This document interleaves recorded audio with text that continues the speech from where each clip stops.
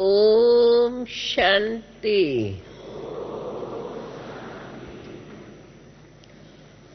आज बाप दादा बोले, कल तो हम सब ने अव्यक्त बाप दादा से आवाज आता है ना,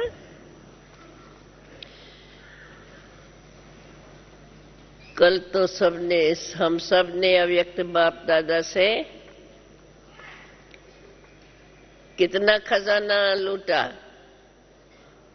बाबा ने तो तीव्र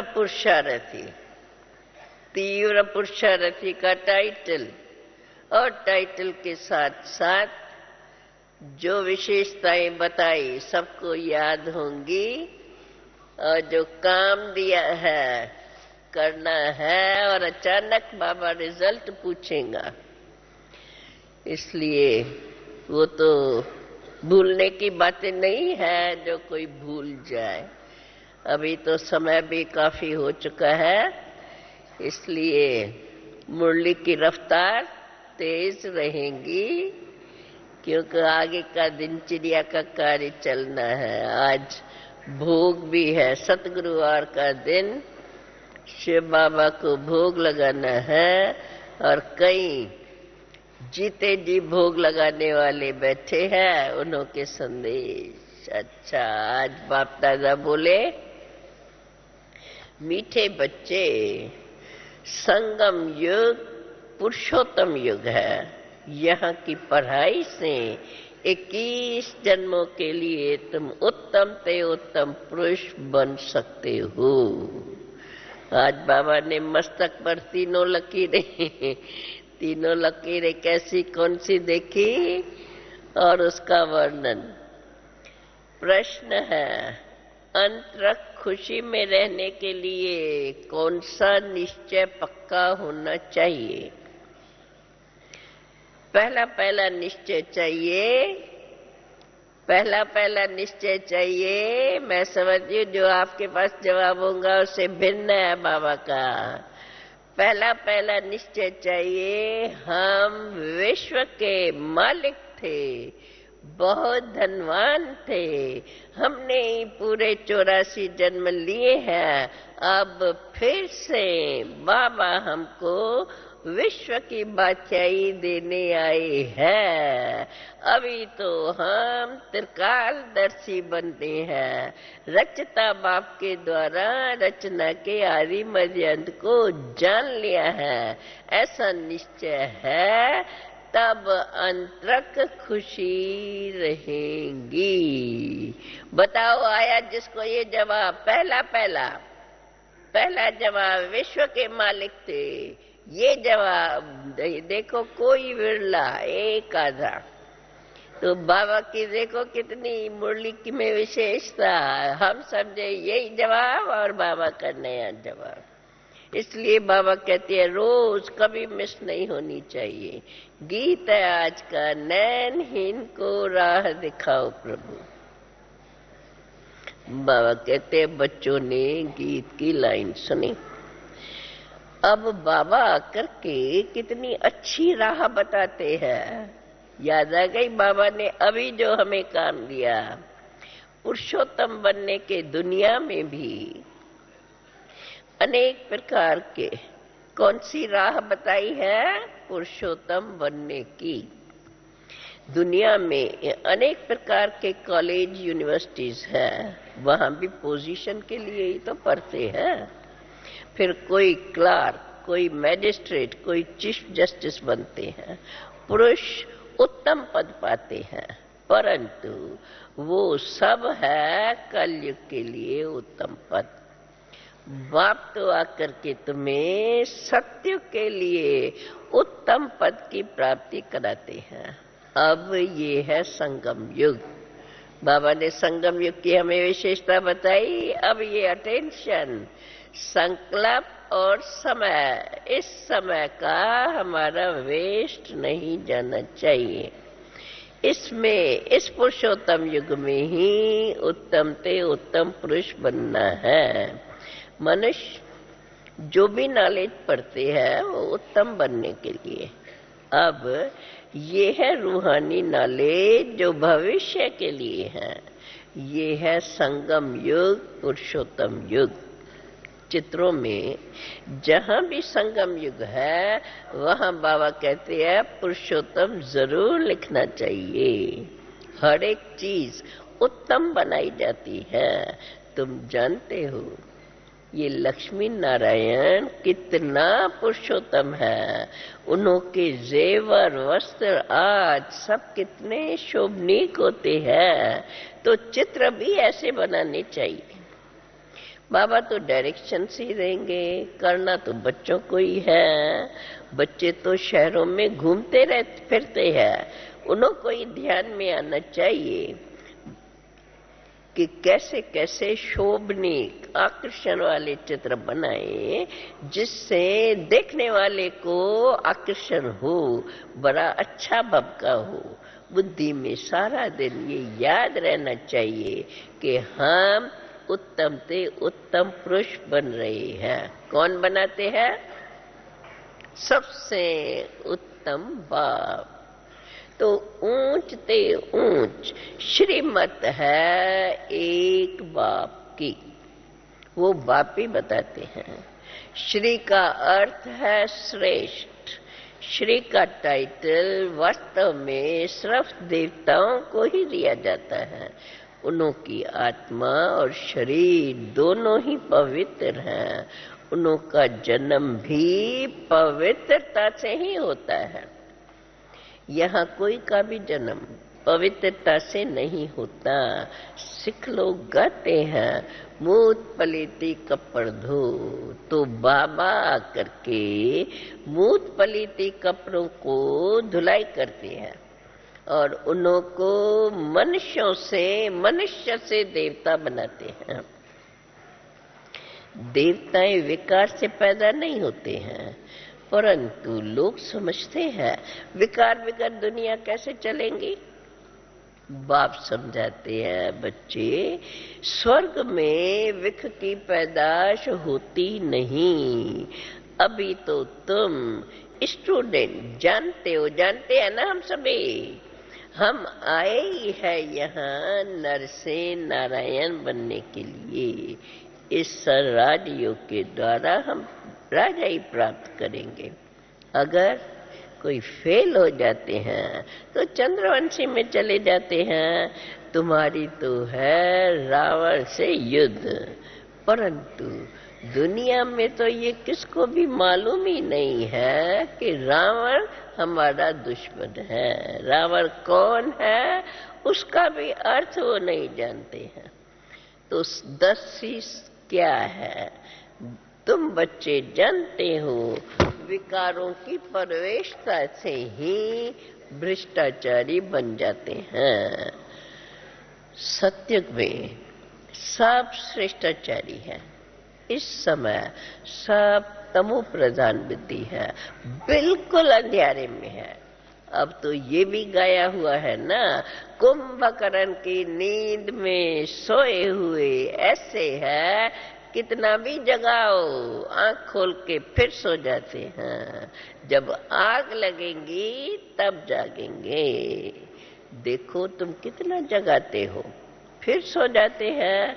मेले में तुम इतनी मेहनत करो, मेले में तुम कितनी मेहनत करते हो, निकलते कितने हैं? कोटों में को। आगे चलकर बहुत वृद्धि होंगी। अभी देखो होती जाती है ना, कितने फंक्शन रखो कितने आ जाते हैं। अभी देखो वृद्धि आगे चल के बहुत होंगी, तभी तो मनुष्यों की बुद्धि खुलेंगी।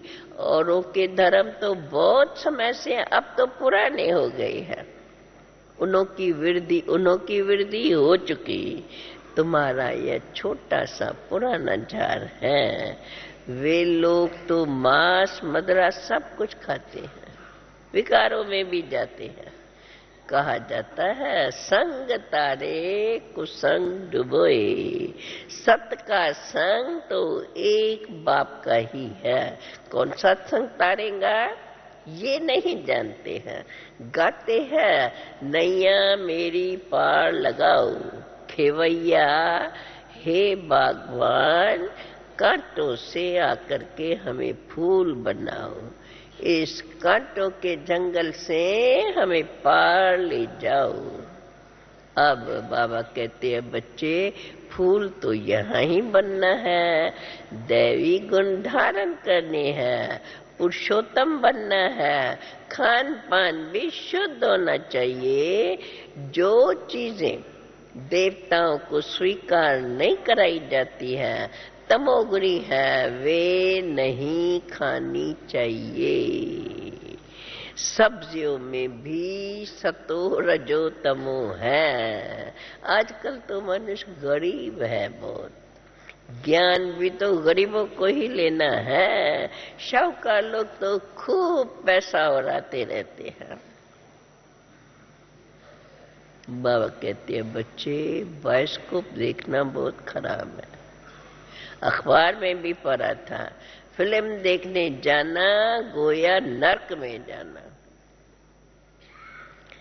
अभी हमें टीवी वगैरह तो ये साधन अच्छा है, बाबा का देखते करते हैं और सब घर बैठे अपने अपने स्थान बैठे भी सुनते हैं, परंतु उसमें जो और बातें आती है उससे अपने को सावधान रहना है।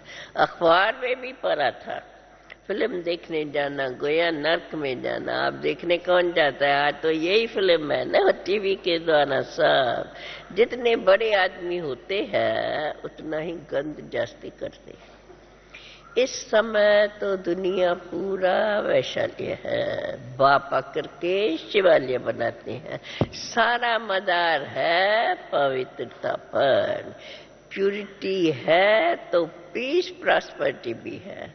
रावण राज में कोई पवित्र हो ही नहीं सकता है। यहाँ ही तो युद्ध की बात है। योग बल से ही तुम रावण पर विजय पाते हो। यहाँ कितने अनेक मंदिर है, परंतु बायोग्राफी किसकी भी नहीं है। लक्ष्मी नारायण, जगदम्बा, जितने भी मंदिर है, किसकी भी यथार्थ बायोग्राफी किसको पता ही नहीं जो कोई यथार्थ बता सके।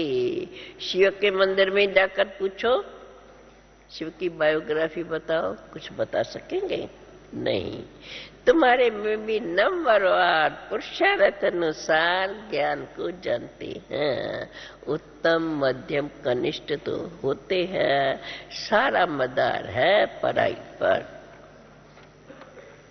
आत्मा कहती है हम तो नर से नारायण बनेंगे। पढ़ाता तो सबको, पढ़ाया तो सबको राजयोग जाता है, परंतु फिर भी पुरुषार्थ अनुसार उत्तम मध्यम कनिष्ठ बनते हैं। इसलिए बाबा कहते हैं बच्चों को पढ़ाई पर बहुत बहुत ध्यान देना चाहिए।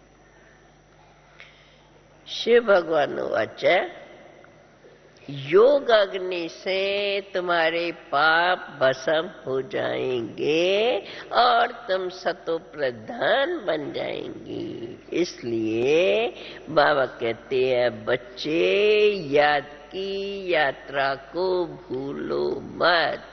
बार बार अब हमें बाबा ये याद दिलाते हैं, याद की यात्रा को भूलो मत। कल तो बाबा ने विधि भी बताई ना, बुद्धि को, मन को बिजी रखो, मंथन करते रहो जो सुनते हो।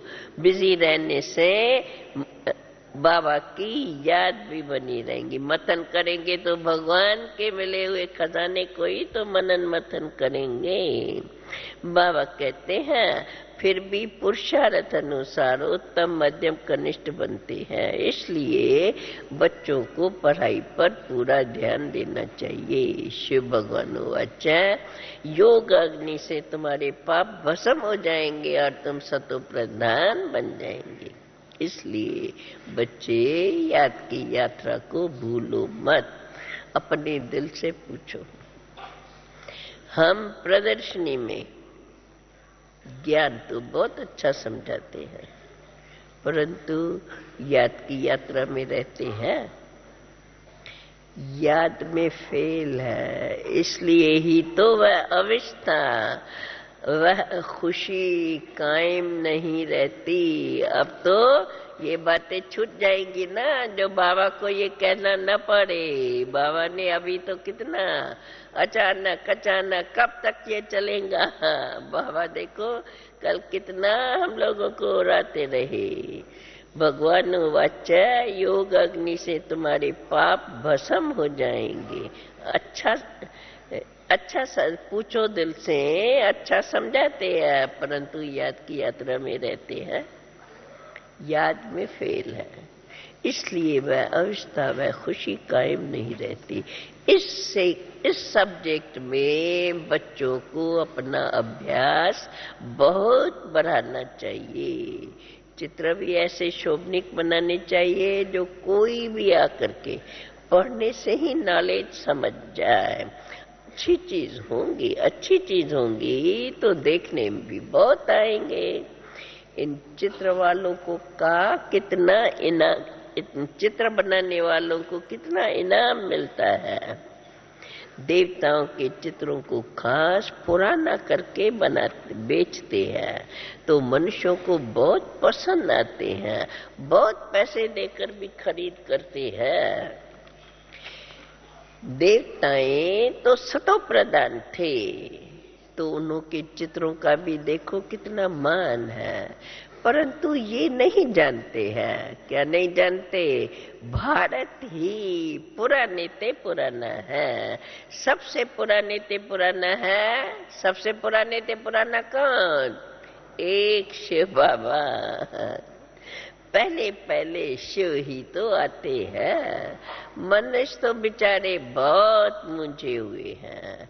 तुम बच्चे भी तो अभी समझते हो, पहले तुम भी तो तुच्छ बुद्धि थे। अब देखो क्या से क्या बन गए हो। बस हम विश्व के मालिक थे, बहुत धनवान थे, परंतु तुम्हारे में भी निश्चय बुद्धि थोड़े है, नहीं तो उसका प्रमाण नहीं। तो बाबा कहते हैं बच्चों को अंतर खुशी बहुत होनी चाहिए। वाह, हमने तो पूरे 84 जन्म लिए हैं, क्या क्या खुशी में याद करो। हमने ही तो सारे ड्रामा के अंदर पूरे 84 जन्म लिए हैं, क्योंकि ड्रामा में जो हीरोइन होता है उनको ही अच्छे अच्छे पार्ट जास्ती मिलते हैं। तो बाबा कहते हैं तुमको कितनी खुशी होनी चाहिए कि हम ही पूरे 84 जन्म लेते हैं। कम पढ़ने वाले कम जन्म लेंगे, जो सूर्यवंशी में आएंगे उन्होंने जरूर है अच्छी पढ़ाई की होंगी। ये पढ़ाई कितनी अच्छी है। रचता बापी तो आकर के तुम्हें ये पढ़ाई पढ़ाते हैं, रचना के आदि मध्य अंत की नॉलेज देते हैं। बाबा कहते हैं अभी तो तुम बच्चे क्या बन गए इस नॉलेज से? त्रिकालदर्शी बनते हो। कोई से पूछो तुम त्रिकालदर्शी हो? तीनों कालों का तुमको ज्ञान है? कहेंगे ये तो सब कल्पना है। किसी एक ने ऐसे कहा तो और भी ऐसे ही कहते रहेंगे, परंतु अब तो बाबा कहते तुम बच्चों के बुद्धि में ये सारा ज्ञान है और परमात्मा बाप है, ये भी तुम बच्चे ही जानते हो।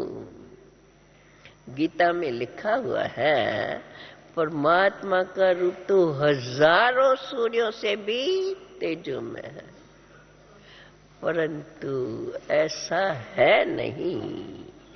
बाबा तो बिल्कुल शीतल है, बच्चों को भी आकर के शीतल बनाते हैं। जैसे बाबा ज्योति बिंदु है वैसे आत्मा भी ज्योति बिंदु है। जैसे फायर फ्लाई होता है ना, वैसे ही देखने में आता है। बाबा तो दिव्य दृष्टि के बिगर देखने में ही नहीं आता। तुम जानते हो परमात्मा ज्ञान का सागर है। बाबा कहते हैं तुम बच्चे भी मास्टर ज्ञान सागर बन रहे हो। आत्मा कितनी छोटी है।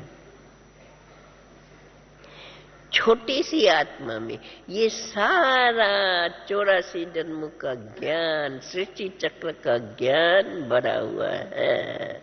आत्मा ही तो सुनती है, तो आत्मा ही धारण करती है, आत्मा ही शरीर के द्वारा फिर समझाती है।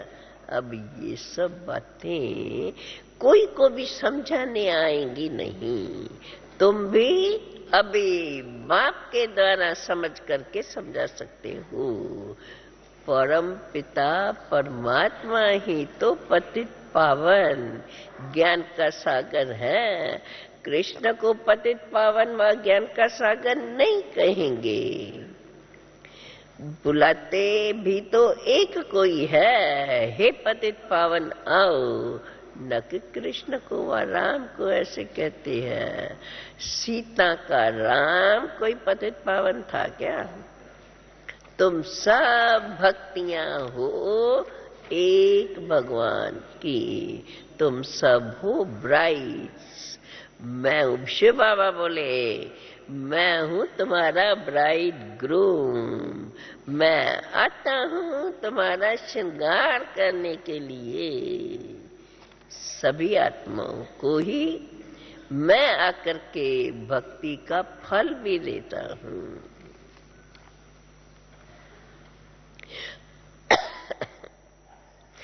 बाबा कहते हैं देखो ये पढ़ाई कितनी बड़ी है। नर से नारायण बनाती है। कितना नशा बच्चों को होना चाहिए। बाप आए ही तो है तुम बच्चों को ये अविनाशी ज्ञान रत्नों का दान देने के लिए।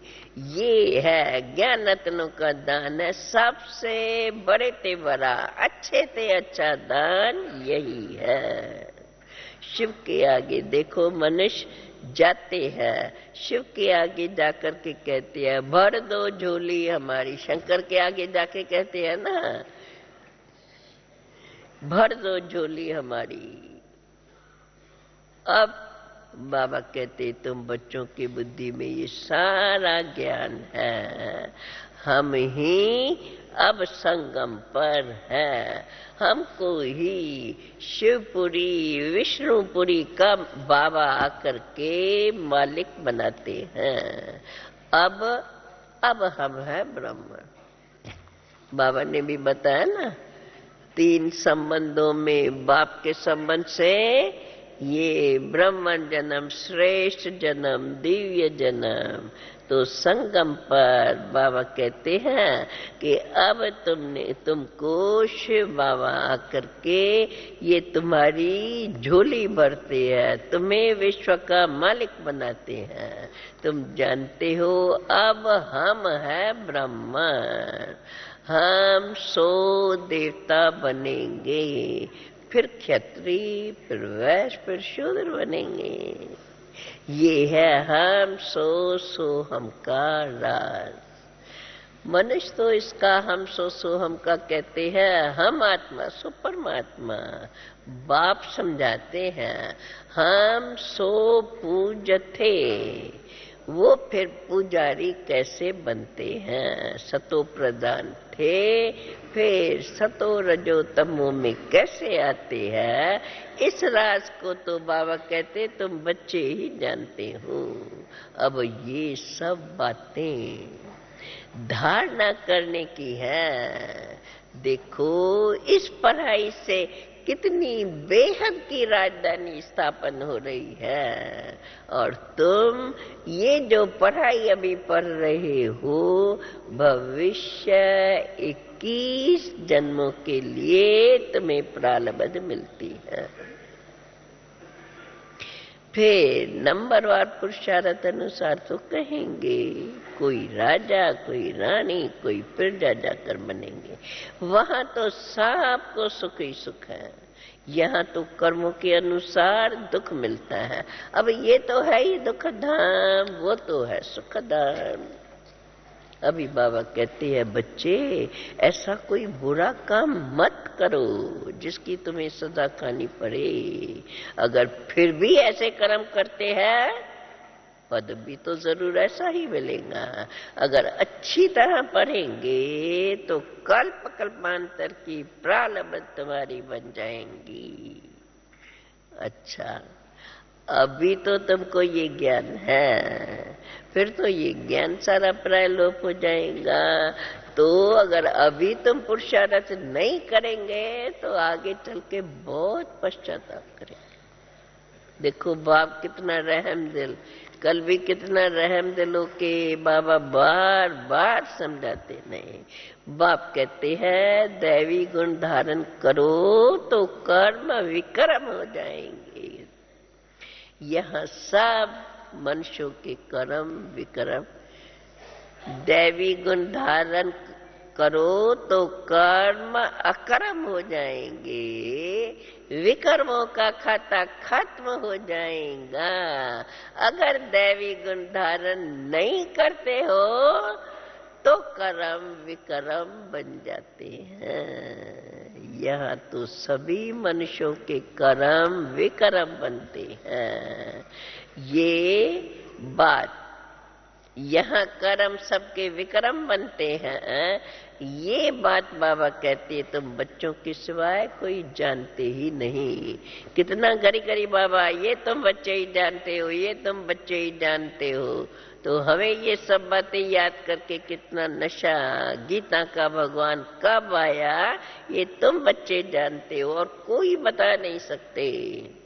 कहते हैं द्वापर में आया, कृष्ण कहते हैं कृष्ण ने सुनाई और कृष्ण फिर द्वापर में आया। अब देखो वेद शास्त्र भला बने ही द्वापर में है और द्वापर में ही आश्री संप्रदाय हो गए। बच्चे कहते बाबा हमको इस पाप की दुनिया से कहीं दूर ले चलो। गोया मौत मांगते हैं, इसलिए बाबा को कालों का काल कहा जाता है।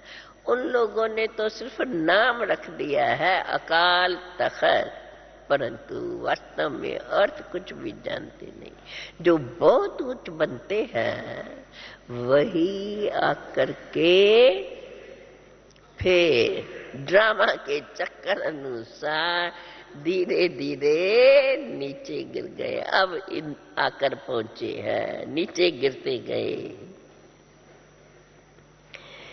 बाबा कहते हैं जी अब ये सारा ज्ञान तुम बच्चों को अब अच्छी रीत समझ में आया है। ये बहुत वंडरफुल ज्ञान है। रचना के आदि पर्यंत का ज्ञान कोई दे ही नहीं सकता है। नहीं तो निराकार को नॉलेजफुल कहने से फायदा ही क्या। अगर ये ज्ञान और कोई दे सकते तो निराकार बाप को ज्ञान का सागर नॉलेजफुल कहने से फायदा ही क्या। क्योंकि कोई नहीं जानते हैं, वो एक ही जानते हैं, इसलिए उनको ही ज्ञान का सागर कहा जाता है। तुम बच्चों को अभी ये सारा ज्ञान समझ में आया है। ये रचना के आदि मध्य अंत का ज्ञान कोई दे नहीं सकता है। ये बहुत वंडरफुल है। निराकार बाप को ही तो नॉलेजफुल कहते हैं, उसको ही ये सारा ज्ञान है। जब तक बाप न आवे तो और कोई ज्ञान दे नहीं सकते। वही आकर के ज्ञान देते, ये ज्ञान देते हैं।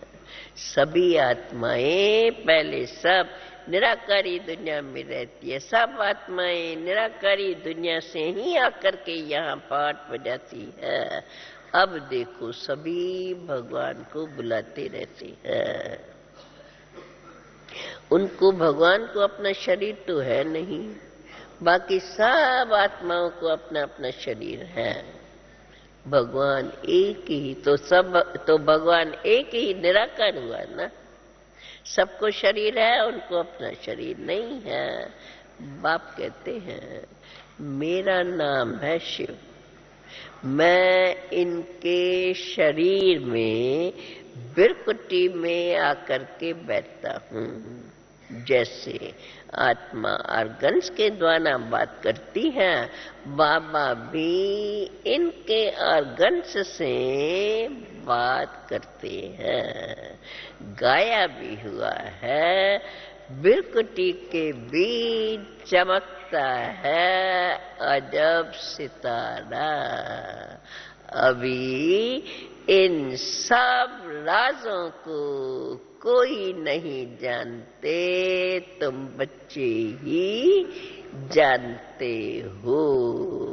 अच्छा अच्छा, मीठे मीठे सिकिलदे बच्चों प्रेत माता पिता बाप दादा का याद प्यार और गुड मॉर्निंग। रूहानी बाप की रूहानी बच्चों को नमस्ते। रूहानी बच्चों की रूहानी बाप को नमस्ते। ये मुख्य सार अपनी ऊंची प्रालब्ध बनाने के लिए पढ़ाई अच्छी रीत पढ़नी है। कोई भी बुरा काम नहीं करना है, नहीं तो विकर्मों का खाता बनने से फिर सजाएं खानी पड़ेगी। अपना खान पान बहुत शुद्ध रखना है। देवताओं को जो चीज स्वीकार नहीं कराते हैं वह तुम्हें भी नहीं खानी है। पुरुषोत्तम बनने का पूरा पूरा पुरुषार्थ करना है। आज का वरदान, अपने स्वस्वरूप और स्वदेश के स्वमान में स्थित रहने वाले मास्टर लिबरेटर भव। आजकल के वातावरण में हर आत्मा किसी न किसी बात के बंधनवश है। कोई धन के दुख के वशीभूत, कोई संबंध के दुख के वशीभूत, कोई इच्छाओं के वशीभूत, कोई अपने अपने ही दुखदायी संस्कार स्वभाव के वशीभूत, कोई प्रभु प्राप्ति न मिलने के कारण पुकारने चिल्लाने के दुख से वशीभूत। ऐसे दुख शांति के वश आत्माएं अपने को लिबरेट करना चाहती है, तो उन्हें दुखमय जीवन से लिबरेट करने के लिए अपने स्वस्वमान के स्थिति में स्थित रहकर रहम दिल बन मास्टर लिबरेटर बनो। याद है कल भी बाबा ने कहा, क्या आप लोग को दिखाई नहीं पड़ता है? कैसे आपके पूर्वज बाबा ने कहा, हमारा पुरानी आत्माएं कैसे वो बेचारे सब दुखी हो रहे हैं और आप पूर्वजों को याद करते हैं, तो क्या आपको दिखाई नहीं पड़ता? अभी रहम दिल बनो, रहम रख करके उनको अपनी सकाश देते हुए दुखों से मुक्त करो। स्लोगन आज का, सदा अचल अडोल रहने के लिए एक रस स्थिति के आसन पर विराजमान रहो। सदा अचल अडोल स्थिति रहने के लिए एक रस स्थिति के आसन पर विराजमान रहो। ओम शांति शांति शांति। आ जाओ संदेशी।